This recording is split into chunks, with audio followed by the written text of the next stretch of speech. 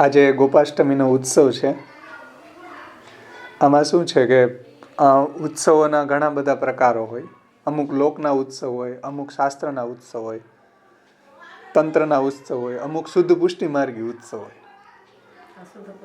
હમણાં દેવ દિવાળી આવશે તો એ તંત્ર શાસ્ત્રનો ઉત્સવ છે.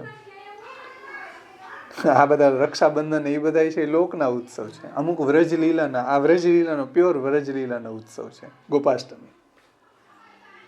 તો આપ એ પૂજ્ય શ્યામ બાવાશ્રીએ એને ઉપર પ્રકાશ પાડ્યો છે અને એનું લીલા ભાવન ચિંતન આપણને સમજાવ્યું છે આમાં કે ગોપાષ્ટમીનો ઉત્સવ છે એ શુદ્ધ વ્રજલીલાનો ઉત્સવ છે. જો આપણે વ્રજની ભાવનાથી વ્રજાધીપની સેવા કરીએ એટલે સર્વદા સર્વભાવે ને ભજનીય વ્રજાધીપ એમ. તો વ્રજાધીપની સેવા કરીએ છીએ. શ્રી મહાપ્રભુજી આજ્ઞા કરે છે, હિ હિંકારાન પ્રતિપશુવને કુર્વન સદા નમદ બ્રહ્મેશેન્દ્ર પ્રભૃતિ સુચ મૌનમ ધૃતવતી. શાયદ પરિવૃઢાષ્ટકનો શ્લોક છે. જ્યારે શ્રી ઠાકોરજી ગોકુલમાં પ્રગટ થયા એટલે ગોકુલવાસીઓનું કર્મ ગૌચારણ હતું. એટલે ગોકુલવાસીઓ શું કરતા? ગાયો ચરાવવા જતા. તો એને શ્રી ઠાકોરજીએ સ્વીકાર્યો. એટલે પોતે જ્યાં પ્રગટ થયા ત્યાં એવો બની ગયા.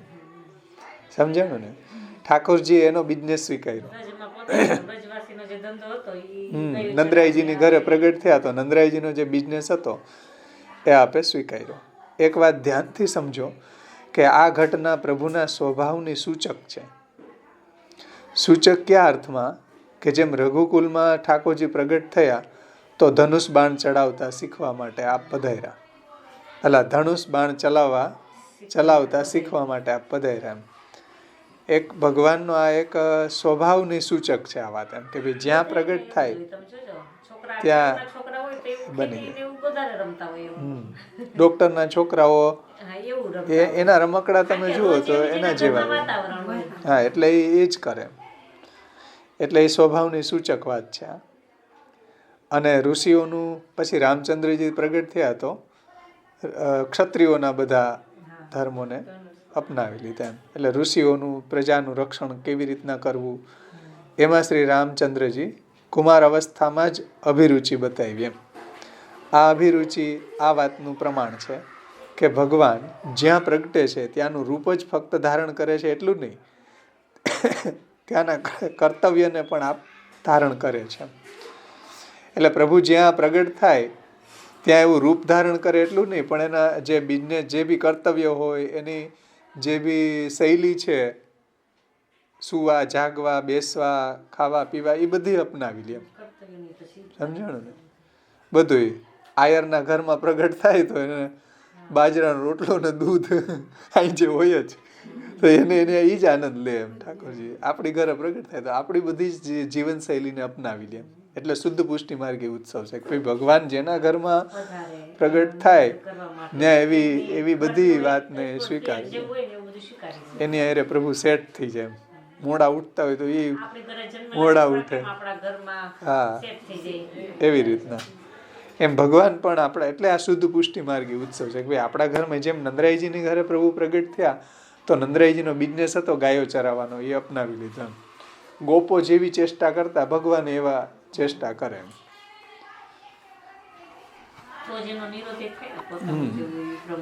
એટલે એને એની હારે એટલું સાધારણીકરણ કરી દીધું એમ. એવા લેવલ સુધી ભગવાન ઉતરે. કારણ કે ભગવાનના લેવલ સુધી જીવ ન જઈ શકે, પણ ભગવાન જીવના લેવલ સુધી આવી શકે, પધારી શકે. ત્યાં આપણો નિરોધ થાય. એટલે આ બહુ સુંદર અહીંયા ભાવના પૂજ્ય જે સમજાવી છે કે ભગવાન જ્યાં પ્રગટે ત્યાંનું રૂપ ફક્ત ધારણ કરે એટલું જ નહીં, ત્યાંના કર્તવ્યને પણ ધારણ કરી લે છે અને નભાવે પણ છે. પ્રભુનું આ સ્વરૂપ આપણા માટે સૂચક છે. આપણા ઘરમાં ઠાકોરજી બિરાજે છે, તેથી આપણા જે કંઈ બી પણ કર્મ છે એને આપણા ઠાકોરજી નિભાવશે. માટે બ્રાહ્મણના ઘરમાં ઠાકોરજી બ્રાહ્મણ કર્મ પાળશે, ક્ષત્રિયના ઘરમાં ક્ષત્રિય આચાર પાડશે, વૈશ્યના ઘરમાં વૈશ્ય આચાર પાડશે, શૂદ્રના ઘરમાં ઠાકોરજી શૂદ્રના જેવા આચાર પાડશે. હા,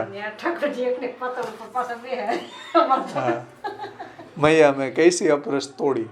એમ કે મરજાદીનો ઠાકોર હોય તો મેં કેવી કડક અપરસ પાડી. અને ક્ષુદ્રનો ઠાકોર જોઈએ કેમ અપરસ તોડી કે મૈયા મેં કૈસી ગાય ચરાઈ. આજે આવે ને, આજે બહુ સુંદર પદો છે, અદ્ભુત પદો છે આજના ગૌચારણના. યશોદામાં એકદમ આજે એના લાલ મતલબ કે ઠાકોરજી પધારે છે ગાયો ચરાવવા તો એકદમ ઉમળકો છે, ઉત્સાહ છે. આમાં બાવાએ સમજાવ્યું છે કે જ્યારે કોઈ ડૉક્ટરનો છોકરો પહેલી વખત ડિસ્પેન્સરીએ જતો હોય દવાખાને તો એની માને કેટલો ઉત્સાહ હોય. કોઈ વૈશ્યનો છોકરો વેપાર વાણિજ્ય માટે જતો હોય તો એના ઘરમાં એક ઉત્સાહ થાય.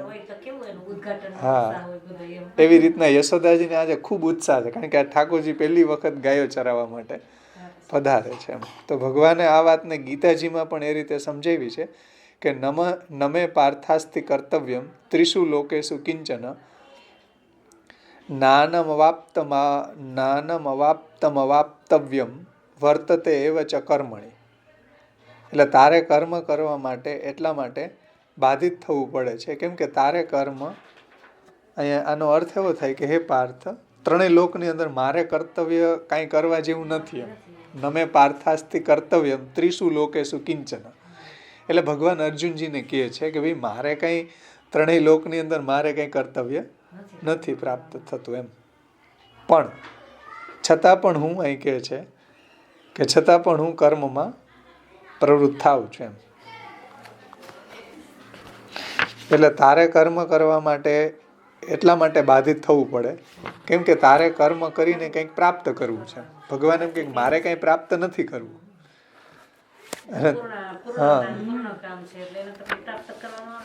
એટલે મારે કંઈ કર્મ કરવા જેવું નહીં. એટલે નમે પાર્થાસ્તિ કર્તવ્ય, મારે કોઈ કર્મ કરવાને છે નહીં એમ,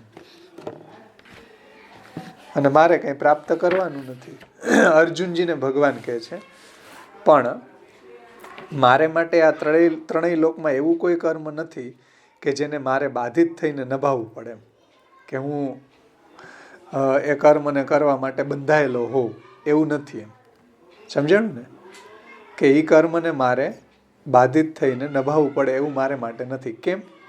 કેમ કે કર્મ કરવા માટે 3-4 શરતો હોય છે. કાં તો વસ્તુ પેદા નથી થઈ એને પેદા કરવા માટે કર્મ કરવું પડે, જેમ કે ખેતી, કે વસ્તુને ઉત્પન્ન કરવા માટે ખેતી કરીએ.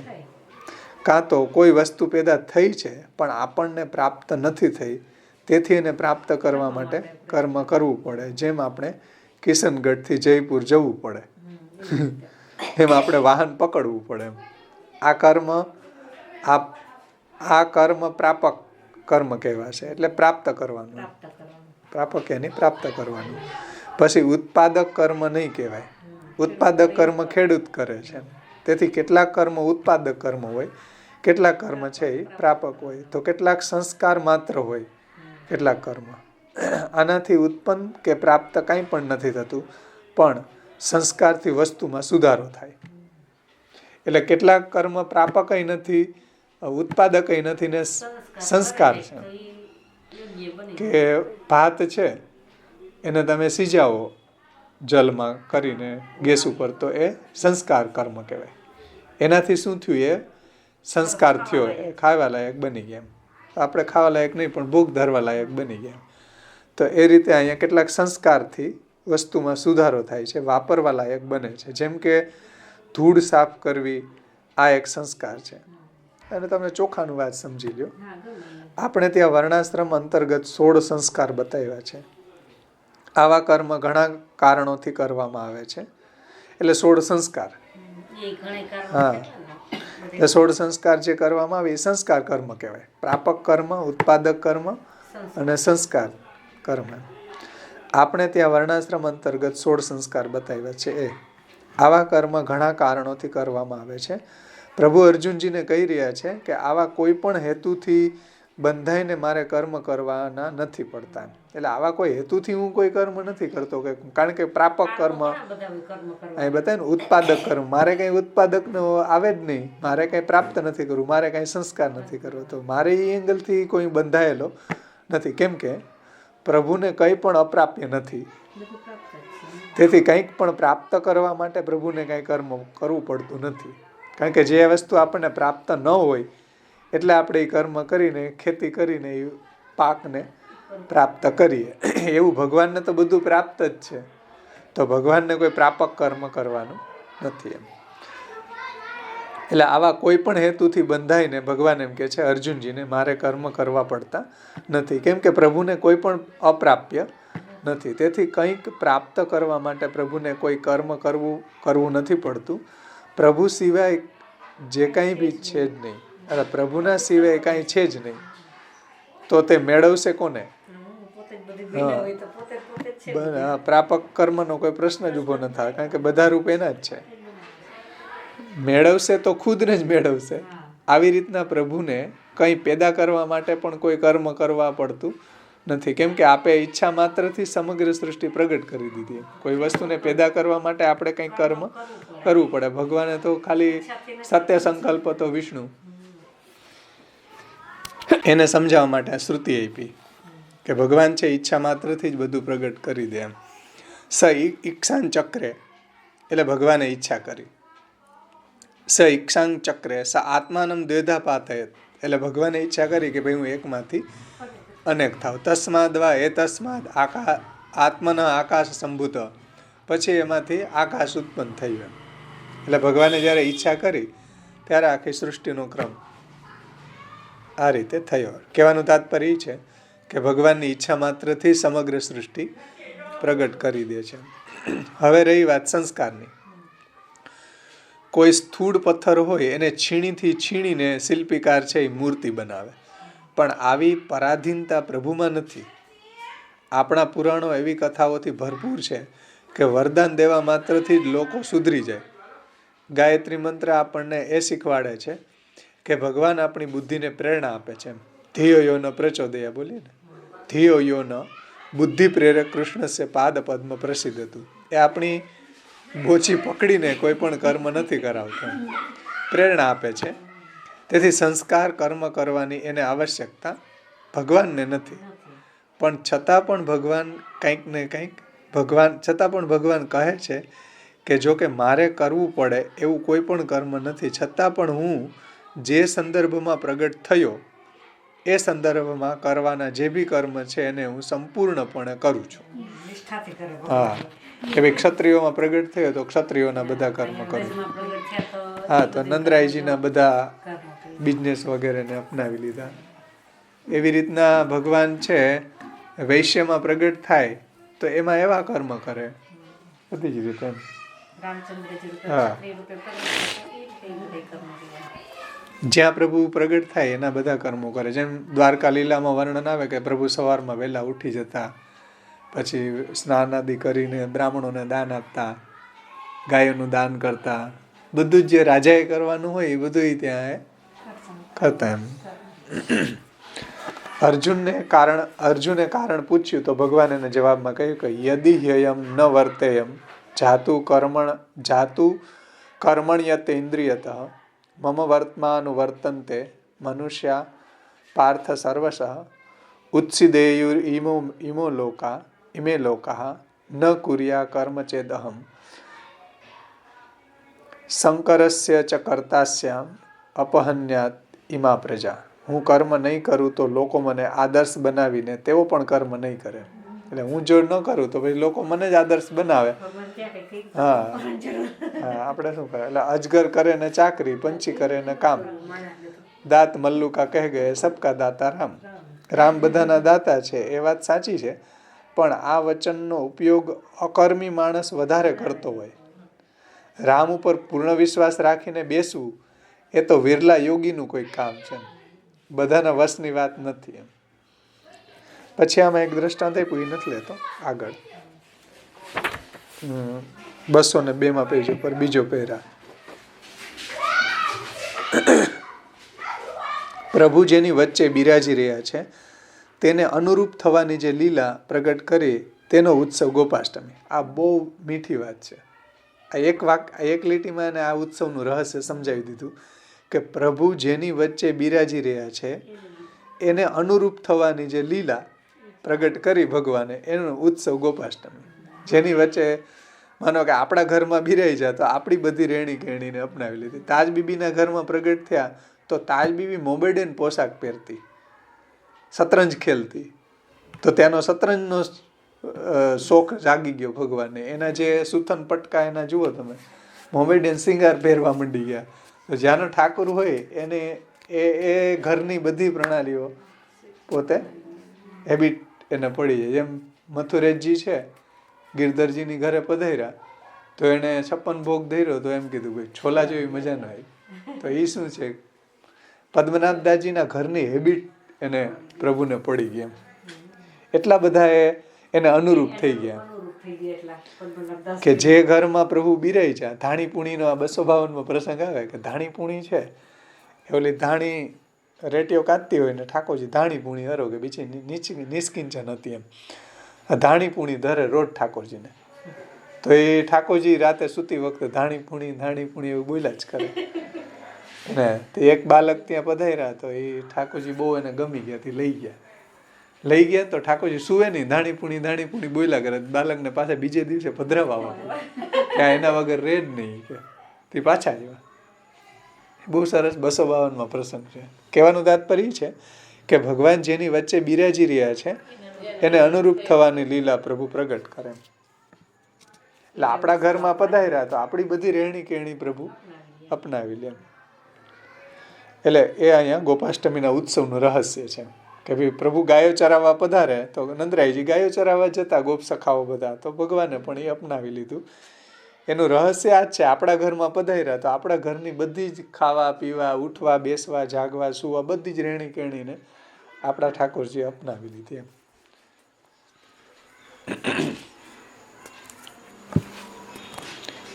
પ્રભુ જેની વચ્ચે બિરાજી રહ્યા છે એને અનુરૂપ થવાની લીલા પ્રગટ કરી અને એનો ઉત્સવ ગોપાષ્ટમી છે.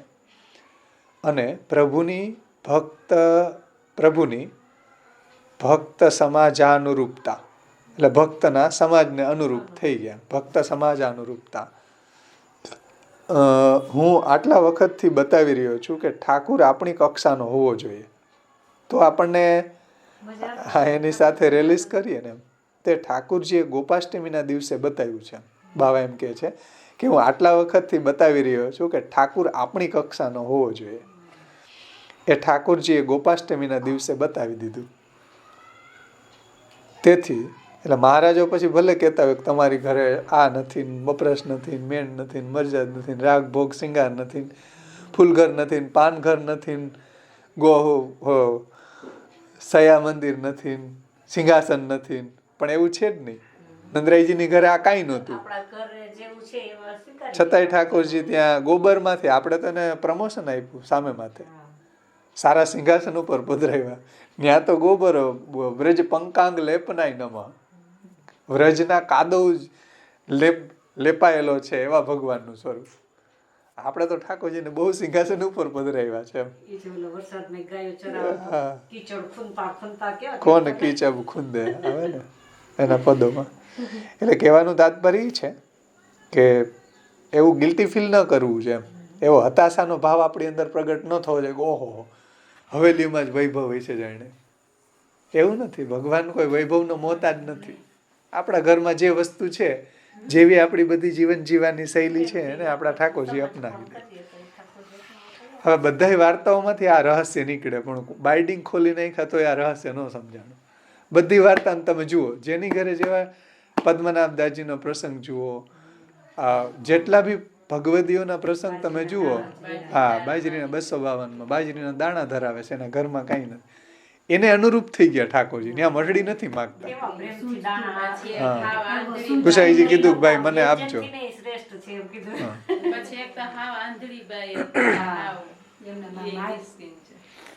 તો આ રહસ્ય નથી સમજાતું વાર્તામાંથી, જે આ અહીંયા આપે સમજાયું એમ. કઈ નથી વિચાર્યું.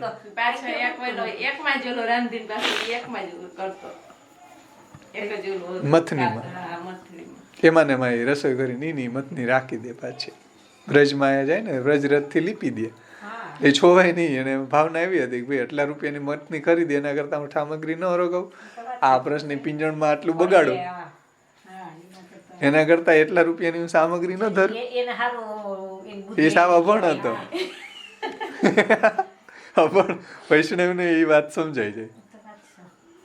ખબર નહીં આજે 252 વાંચીને હો વખત ફોહરવા નીકળી ગયા તો કયા રહસ્ય ન સમજાય. હા, બધાય ભગવદીઓના તમે પ્રસંગો વાંચો જુઓ, આ રહસ્ય મળે જ કે નહીં. ભગવાન એને અનુરૂપ એના ઢાંચામાં ઢળી ગયા. તાજબીબીન ત્યાં પધારતા તો એના ઢાંચામાં, અજબકુરીબાઈ ત્યાં પધારતા તો એના ઢાંચામાં ઢળી ગયા. એટલે આ બહુ મોટો ઉત્સવ છે આપણો.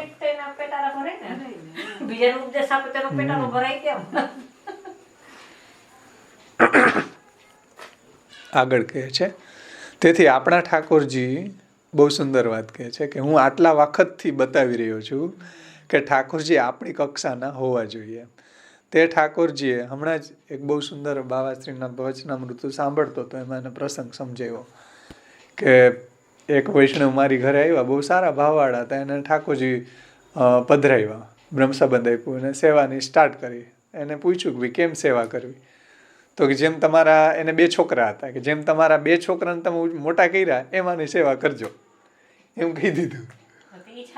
કે જેમાં તમે આ બેને લાડ લડાવીને મોટા કર્યા એમાં પ્રભુની સેવા કરવાની. ઓલો સમજી ગયો બધું રાત, તો જ એને રિલીઝ કરી શકો. હવે તમે ઓના સેવા પ્રકારના ઓલા મોહતાજ થઈ જાઓ, પોથીના પંડિત થઈ જાઓ તો તમે રિલીઝ ન કરી શકો.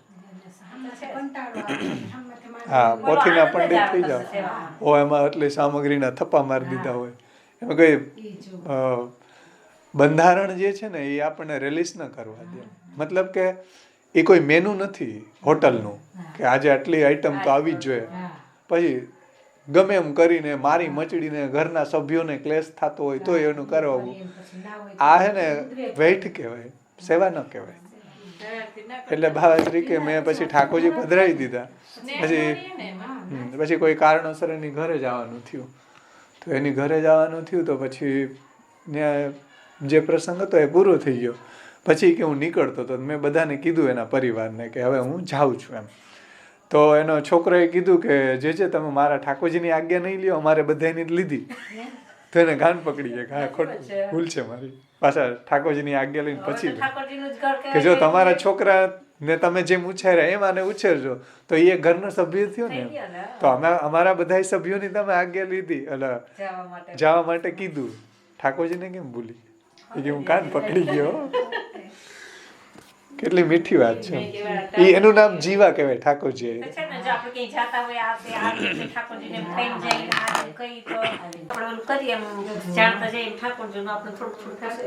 અનુસંધાન રહેતું છે.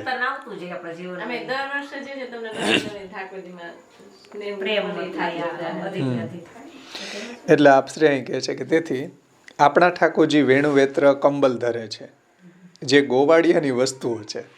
વેણુવેત્ર કંબલ એ બધું છે ગોવાળિયાઓ રાખતા. હા બસ એ કાંબળી કંબલ. તો આ બધી વેણુ વેત્ર કંબલ પ્રભુ ધરે છે, જે ગોવાળિયાઓની વસ્તુઓ છે. આ પ્રભુની ભક્તાનુરૂપતા છે.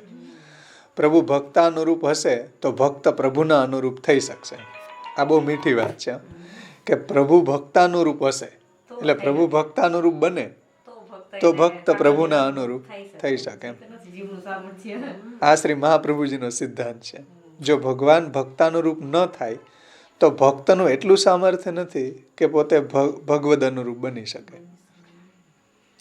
ભગવાન જો ભક્તની વચ્ચે પ્રગટ ન થાય તો ભક્તનું એટલું સામર્થ્ય નથી કે તે ભગવાનની વચ્ચે પ્રગટ થઈ શકે. એટલે ભગવાનનું સામર્થ્ય છે કે ભક્તની વચ્ચે પ્રગટ થાય, પણ ભક્તનું સામર્થ્ય નથી કે ભગવાનની વચ્ચે પ્રગટ થઈ શકે એમ.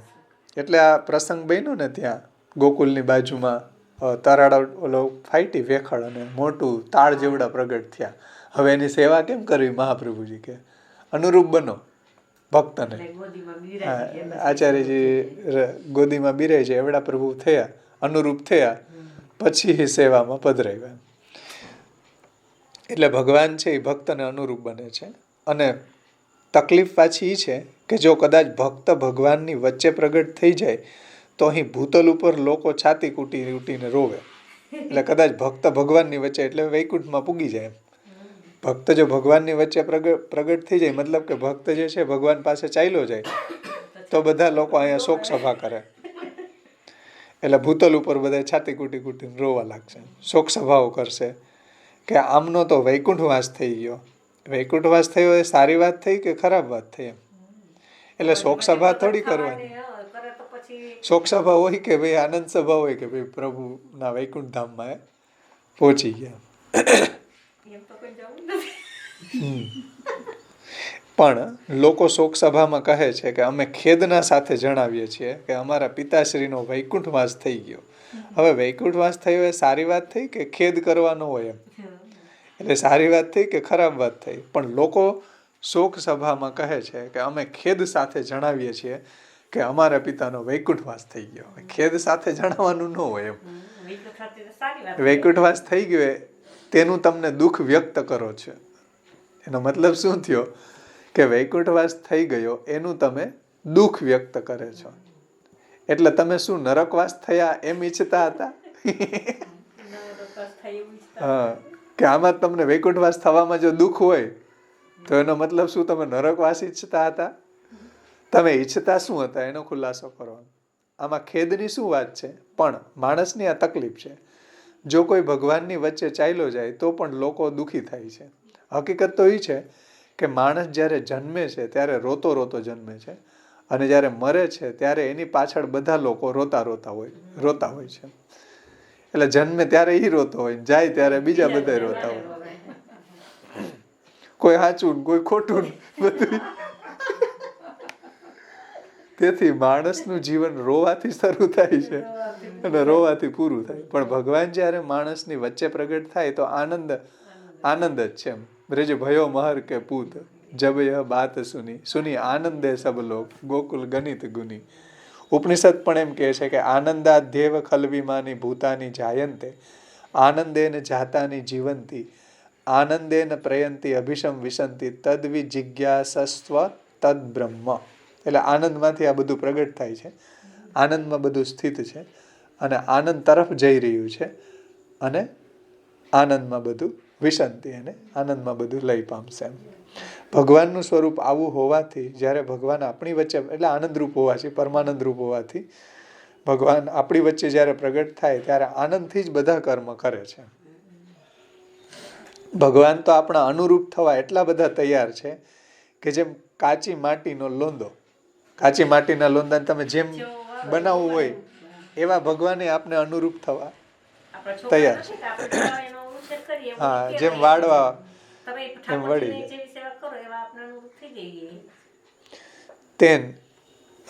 તેને જેવો આકાર આપવો હોય માટીના લોંદાને, પિંડાને, એવો આપણે આપી શકીએ. એમ ભગવાને આપણા જેવા બી આપણા ઘરની રહેણી કહેણી છે, જેવું બી આપણું જીવન દિનચર્યા છે એમાં પ્રભુ પણ એવા ગોઠવાઈ જાય છે. ભગવાન એમાં તૈયાર છે. હવે સવાલ આપણો એ છે કે આપણે પાકેલા ઘડા જેવા ફૂટી જવા માંગીએ છીએ કે ભગવાનને અનુરૂપ થવા માંગીએ છીએ? કે કદાચ ભગવાનને અનુરૂપ ન બની શકીએ તો કંઈ નહીં, પણ ભગવાન માટે તો બની જ જઈએ. ભગવાનના માટે એટલે ભગવાનને સમર્પિત થઈને ભગવાનના માટે તો આપણે બની શકીએ છીએ ને. એમ ભગવાનના તો થઈ શકીએ છીએ જ. એમ જો આજ ભગવાનને માટે થયા તો કાલે આપણે ભગવાનના બની શકીશું. આજે જો ભગવાન માટે થયા કાલે ભગવાનના બની જઈશું. એમ કાલે આપણે ભગવાનના થયા તો પરમ દિવસે આપણે ભગવદ અનુરૂપ પણ બની શકીશું. આ ભગવદ અનુરૂપ થવાના પગથિયાઓ છે. આ સીડીને સમજાવવા માટે શ્રી મહાપ્રભુજી ગોપાષ્ટમીનો ઉત્સવ એટલા જ આનંદથી મનાવ્યો છે. અને ગોપાષ્ટમીના પદમાં વર્ણન આવે કે ઠાકોરજી ગૌચારણ કરીને પાછા વ્રજમાં પધારે છે ત્યારે યશોદાજીને પોતાના ગૌચારણની વાત સંભળાવે. કે મૈયા અમે કૈસી ગાય ચરાઈ. એમ જ્યારે ઠાકોરજી કોઈ મરજાદીને ત્યાં પ્રગટ થાય તો એમાંય ગર્વથી કહે છે કે મૈયા અમે કૈસી મરજાદ પાડી. આ છોડાવી દીધું, તે છોડાવી દીધું. કેમ કે મરજાદીના ઘરમાં પ્રગટ થયા છે ને. અને જ્યારે બિનમરજાદીના ઘરે પ્રગટ થશે તો ઠાકોરજી મરજાદ તોડવાનો આનંદ લે છે કે આ મરજાદ પણ ન પાડી, તે મરજાદ પણ ન પાડી. તાજ બીબીના ઘરમાં ઠાકોરજી કેવી મરજાદ પાડતા હશે, અલી ખાનના ઘરમાં કેવી મરજાદ પાડતા હશે. ઠાકોરજી તો જ્યાં પ્રગટ થશે ત્યાંની મરજાદ પાડશે, એટલે એને કોઈ વાંધો નથી. ભગવાન જ્યાં જેવી રીતના જે ઘરની અંદર પ્રગટ થાય ત્યાંની બધી જ રહેણી કહેણીને અપનાવી લે છે. અહીંયા મેં કૈસી ગાય ચરાઈ, આજે એ બહુ સુંદર પદ. બીડર ગઈ એટલે ભાગી ગઈ વનમાં, બધા ગોપ સખાઓ પકડવા ગયા, આવી જ નહીં. પછી મેં કે વૃક્ષ ઉપર ચડીને પિતાંબર ફેર્યું તો આવી ગઈ. બહુ મૈયા મેં કૈસી ગાય ચરાઈ. એસે વીર વચન સુની કે યશોદા ફૂલી અંગ ન સમય. આવા વીર વચન, ઓહો! આ તો કારણ કે નંદરાયજીને તો ખબર હોય ગાય ચરાવવા ગઈ, યશોદામાને ખબર ન હોય કે વનમાં ગયા નો, એટલે ઓહો મારા લાલ કેવી ગાય ચરાવી વાત. તો આમ યશોદા ફૂલી અંગ ન સમય. એ નંદરાયજી આગળ એવી વડાઈ ન મરાય, કારણ કે નંદરાયજી બધું રહસ્ય જાણે કે ભાઈ આમાં ગાય મોટો શેર માર્યો, પણ યશોદાજીને ખબર ન હોય, એટલે ત્યાં ઠાકોરજી પોતાના વીર વચનો કે યશોદાજી બહુ પ્રસન્ન થઈ ગયા.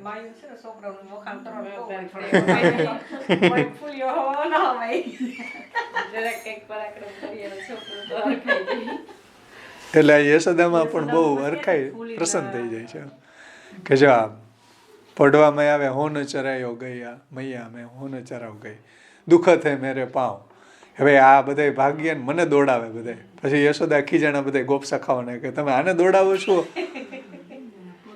બહુ મસ્ત એના પદ છે, અદ્ભુત પદો છે આજના. ખાસ આમ બોલવા જોઈએ બધા કીર્તનોના, અદ્ભુત પદો છે. 2 દિવસ કાલે આવશે, રમ દિવસે 9માં સગાઈનો ક્રમ આવશે, 11 છે ને દેવ પ્રબોધની, એટલે 3 દી આવશે આ ગોપાષ્ટમીના, જ્યાં કોઈ નિંદા સ્તુતિની વાત નથી. આ તો પંડિતોના અહંકારની વાત છે. જ્યારે પણ એમ કહેવામાં આવે કે આ વાત કોણ સમજી શકશે, તો એમ નથી કહેવામાં આવતું કે મૂર્ખ પણ સમજી શકશે, એમ કહેવામાં આવે કે ગોવાળિયા પણ સમજી શકે. એટલે સાવ આપણે એમ કહીએ ને કે આ વાત ગોવાળિયાઓને સમજમાં આવે, એટલે એટલું લેવલ એનું નીચું છે. હા, બધા તો સમજી જાય ને એમ. તો આજકાલ જાટ કે સુરદાસજીને માટે આવી વાત લોકો કહેતા હોય છે, પણ જૂના જમાનામાં લોકો એમ કહેતા કે આ વાત તો ગોવાળિયાની પણ સમજમાં આવી શકે એવી છે. તો આવા ગોવાળિયાઓના કુળમાં ઠાકોરજી ખૂબ આનંદથી પ્રગટ થયા કે હું ગોપાલ છું. જુઓ, બ્રહ્મ છે તો છે, પરમાત્મા છે તો છે, ભગવાન છે તો છે, પણ અત્યારે તો હું ગોપાલ છું. ગોપાષ્ટમી કે અત્યારે તો હું ગાયોનું પાલન કરવા વાળો, ગાયોને ચરાવવા વાળો ગોપાલ છું. એવો જ મૂર્ખ છું કે જેવા ગોવાળિયા મૂર્ખ છે. બોલો હવે શું કઈ કે.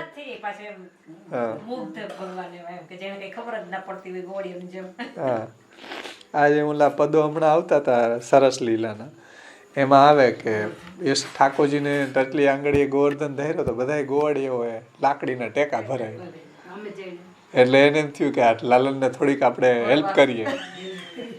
બહુ મીઠો ભાવ હતો એ કીર્તનમાં, મને બહુ ગમ્યો કે કેટલી એને, ભલે એને એ ખબર નથી કે આમાં આપણું કાંઈ નથી થવાનું, પણ છતાં એનો પ્રેમ એવો છે કે નહીં, ઠાકોરજીને થોડોક આરામ મળે, આંગળી રહીને જાય. એટલે ગોવાળિયા કે એટલે એનું મતલબ શું? હા, કે એને વિચારાની ખબર નથી. ન્યાય વર્ણન એ જ રીતે આવે છે કે એને એટલી જ્ઞાન નથી. ટૂંકમાં ગોવાળિયા જેવો છે આપણને કહેવાય.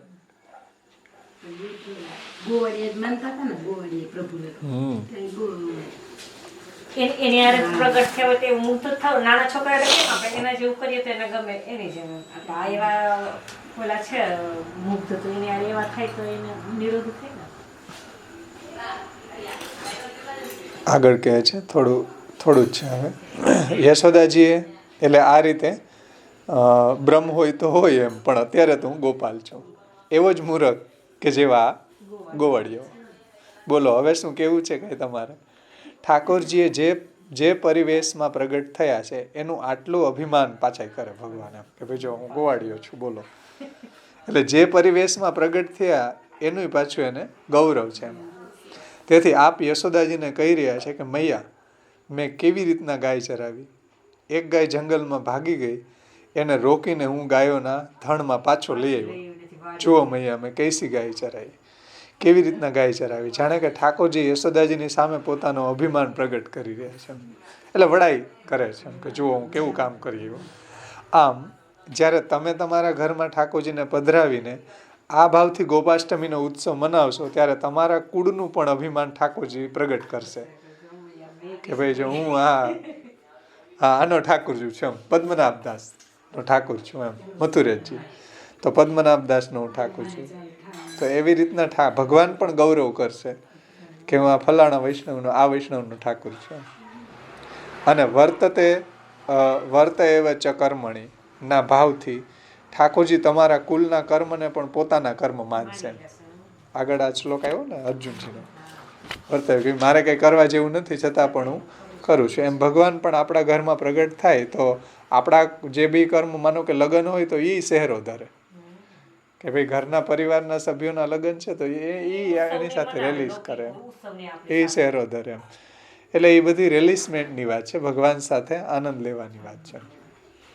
આપણે એટલું બધું કોમ્પ્લિકેટેડ બનાવી દીધી ને આ સેવાને કે આવા ભાવ સ્ફૂરવામાં રૂંધાઈ જ ગયા. હું સ્ફુરે જ નહીં. પાછા જો એમને આપણે બધાય છે ને ઓલા હોય ને હમણાં વૈષ્ણવો તો આનંદ આવે. આ લૌકિક આવે એટલે પછી આપણે સેવામાં કેવું આપણે અલગ અલગ લાગે, બધી સેવા અલગ લાગે. પણ આ લોકોએ એવી બધી પ્રકાર બતાવી દીધો કે આ જળ એક મશીન એવી રીતના એક આખો સેવાનો પ્રકાર આ લોકોએ બતાવ્યો કે આટલી અપરસ હોવી જોઈએ, આટલી મેણ મરજાદ હોવી જોઈએ, આટલો રાગભોગ શૃંગાર, આ તો હોવો જ જોઈએ, આટલા 3 ચૂલા હોવા જોઈએ, આનાથી ભય રાખો. અને માણસ ભયથી ભયભીત જ રહે. એટલે ફ્રસ્ટ્રેશન આવે. અત્યારે સેવા કરવાવાળાને મોઢા તમે જોજો, ફ્રસ્ટ્રેશન જ હોય એને કે હવે જલ્દી પૂરી થાય તો નીકળે. અમારા ગામના મરજાદી ઓલા રાજભોગ ધરીને ટીવી જોવા બેસી જાય. ફ્રસ્ટ્રેશન આ બિચારો શું કરે, કંટાળી ગયો અપરસ પાડી પાડીને, ભાઈ ટીવી ન જોવે શું કરે, છામાં પડી જાય.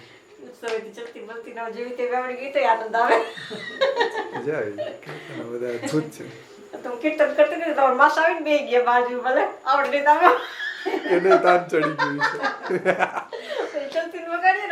ઠાકોરજી તાન ચડે તો એને ચડે ને. તો આ રીતે ગોપાષ્ટમીનો ઉત્સવ આપણો સમાપન થઈ ગયું. પછી અક્ષય નવમી છે, એ પણ યુગ તિથિ છે. અહીંયા અક્ષય નવમી કાલે જ છે. અક્ષય નવમી છે યુગાદી તિથિ છે. આપણે કેમ કે અક્ષય નવમી મનાવીએ છીએ એટલે કે ઠાકોરજી પણ અક્ષય નવમી મનાવે છે. જેમ વ્રજના લોકો છે એ સાંજી પૂજતા, તો ઠાકોરજીએ કહ્યું કે ભાઈ હું પણ તમારી સાથે સાંજીમાં સંમિલિત થઈ. તો આ ઠાકોરજી અક્ષય નવમી મનાવે છે. એટલે આ નવમી જે છે એનો ક્ષય ન થાય ક્યારે. બીજી બધી તિથિઓનો ક્ષય થાય પણ આ નવમી છે અક્ષય નવમી છે, એ હોય જ આ નવમને દિવસે, એનો ક્યારેય ક્ષય ન થાય. પછી દેવ પ્રબોધનીનો આપણે એક દી કરશું, બહુ મસ્ત એનું સુંદર વર્ણન છે. આ બધા ઉત્સવનું આપણે લેતું જવું એટલે આખું આ પુસ્તક આખું થઈ જાય. વચ્ચે વચ્ચે આનંદ કેવો આવે એમાં છે ને આ ઉત્સવ પછી ની પહેલા લેવાય તો થોડો હેંગઓવર ઉત્સવ મનાવવાનો આનંદ આવે. એ તો હકીકત છે. મને એવું થાય કે આ હે ને આપણે એક એક પ્રસંગો આ ઉત્સવ જેમ જેમ આવતા જાય ને એમ આમાંથી લેતું જવાય તો આપણા વર્ષમાં આ પુસ્તક થઈ જાય અને ઉત્સવનું ચિંતન થઈ જાય. મારું બહાર જ હોય. આશ્રયનું પદ બોલી સમાપન કરીશ.